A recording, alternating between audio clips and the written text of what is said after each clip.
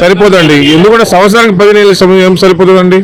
కానీ నెలకు ఒక 10,000, 8,000, నెలకు ఒక 5,000 ఇచ్చినా కూడా మాకు వర్కౌట్ అవుతుంది. ఏం చేస్తాం మళ్ళా, అది కూడా గతి లేదు మాకు.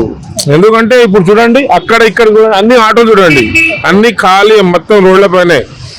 ఎవరు మా గురించి ఎవరు, నిన్న కూడా స్ట్రైక్ చేసినామండి, ఎవరు పట్టించుకుంటలేరు అసలు. ఎవరు అసలు ఈ ఏం చెప్పాలి కానీ అసలు మా పరిస్థితి ఆగమాగం ఉందండి మొత్తం పైన. ఆల్రెడీ అక్కడ వెళ్ళినాము, అక్కడ పోలీసు వాళ్ళు కూడా కొట్టి పంపించారు. అక్కడ ఎవరు మొత్తం పోలీసు వాళ్ళు కొట్టి ఇంకా ఎల్లగొట్టేశారు. మాకు వెళ్ళినాం, నిన్న కూడా వెళ్ళినాం, మార్నింగ్ కూడా వెళ్ళినాం. అక్కడ చాలా మంది పోలీసు వాళ్ళు ఉన్నారు, ఎల్లగొట్టేశారు. అక్కడ తీసేసేయాలి, మార్పు లేదు ఏం లేదు, అది మొత్తం తీసేసారు. ఎందుకంటే అది కూడా మన పనే కదా భారం పడేది, పబ్లిక్ పనే కదా. జెంట్స్ ఉండని లేడీస్ ఉండని భారం ఎప్పుడు మన పనే పడుతుంది. అది ఏదైనా కానీ ఫ్రీ అనేది ఉండకూడదండి, బద్ధకం అనేది పెరిగిపోతుంది మనుషులకు. సరే 100 రూపాయల నుంచి 50 రూపాయలు తగ్గించును, 50 నుండి 25 రూపీస్ తగ్గించును, ఎట్లయినా తగ్గించి పెట్టండి టికెట్. కానీ వాళ్ళకు ఫ్రీ పెట్టి ఇప్పుడు మాకు ఇప్పుడు మా వల్ల మా అమ్మ నాన్న పిల్లలు భార్య ఉంటారు కదా, పిల్లలు బాగుంటారు కదా, వాళ్ళకు పోషించాలి కదమ్మా.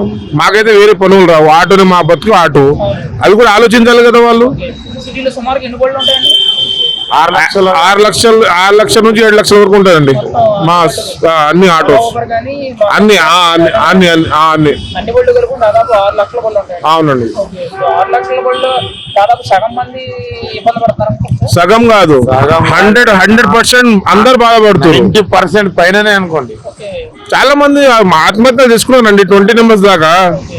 ఇప్పుడు ఇవ్వండి, నేను చెప్తున్నా కదా, ఇప్పుడు నేను 100 రూపాయలు చేసినా అండి, ఇప్పుడు 11 అవుతుంటాయి. ఎంత అవుతుంటాయి చూడండి, 12 అవుతుందండి. ఇప్పుడు 100 రూపాయలు చేసినా అండి, బండి కిరాయి ఏం కట్టాలండి? 400 బండి కిరాయి, పెట్రోల్ గ్యాస్ వేయాలి, ఆయిల్ వేయాలి, 100 రూపాయలు ఆయిల్ వేయాలి. ఇప్పుడు మా బతుకు బస్ స్టాండ్ అయిపోతుందండి. నిజం చెప్పాలంటే రేవంత్ రెడ్డి మాకు ఆదుకోవాలండి. ఎందుకంటే మాది కూడా అచ్చంపేటే, మాది అచ్చంపేట కాన్స్టిట్యున్సీ, మా క్యాండిడేటే. కానీ మాకు కూడా కొంచెం చూడాలి, నాకు కాదు ప్రతి ఆటోలకు చూసుకోవాలి. ఎందుకంటే ఇప్పుడు మేము కూడా ఓటేసినాం కదండి, కాంగ్రెస్ పార్టీకి ఓటేసినాం కదా, మళ్ళీ మాకు చూడాలి కదా. మాకు రోడ్ల పని వేసి ఎక్కడైనా పోయిందంటే అది ఇష్టపెట్టే పద్ధతి కాదు, అది కరెక్ట్. కానీ రావాలి, అది మన రేవంత్ రెడ్డి కూడా మాకు ఆదుకోవాలి, 100% ఆదుకోవాలండి. కానీ ఆయన ఈ చెవుల నుంచి ఆ చెవులు చూసేస్తుండు. సరే ఇంకో చూద్దాం.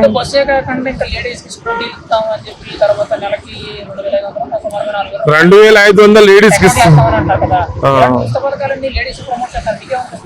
మాకు బాధనే అండి. అంటే లేడీస్ ఓటేసారా, జెంట్స్ వేయలేదా ఓటు? వాళ్ళే వేసారు కదా, మేము కూడా వేసినాం కదా, మాకు కూడా చూడాలి కదా. అంటే ఆడోళ్ళ ఓటుతోటే గెలిచిండా రేవంత్ రెడ్డి? కొంచెం మాట్లాడేప్పుడు మేనిఫెస్టోలో పెట్టినప్పుడు కొంచెం ఆలోచించి లెక్క ఎంత ఉంది ఏముందని లెక్క చేసి పెట్టాలి.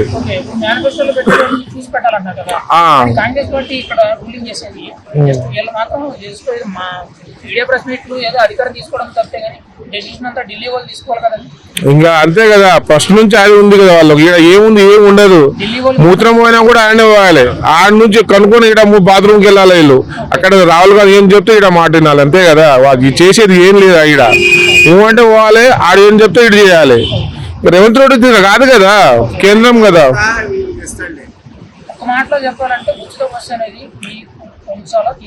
అది 100% తీసేయాలండి, తీసేయాలి 100%. ఆర్టీసీ బస్సులు తీసేసేయాలి. ఎందుకంటే మేము కూడా బతకాలి కదండి. సరే నువ్వు పెట్టుకున్నావు కదా ఫ్రీ బస్సులు, మాకు కూడా ఏదో ఒకటి చేయి. మాకు కూడా మేము కూడా తెలంగాణ వాళ్ళం కదా, మళ్ళీ మాకు కూడా కొంచెం న్యాయం చేయి. అట్లా ఉండాలి కదా, అన్ని ఫ్రీ చేసి ఇంకా మేము ఎట్లా బతకాలండి?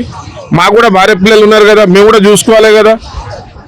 కొంచెం ఆలోచించాలి, సీఎం గారు కొంచెం ఆలోచించాలి, నిర్ణయం తీసుకోవాలి. ఇప్పుడు 3 నెలలు అవుతుందండి, 3 నెలలు అవుతుంది. ఏం లేదు, సొల్లు లేదు, ఏం లేదు, ఏం చెప్తలేడు. ఇంకేం చేస్తామండి? అంత ఇంకా నడుచుకుంటూ పోతున్నాం.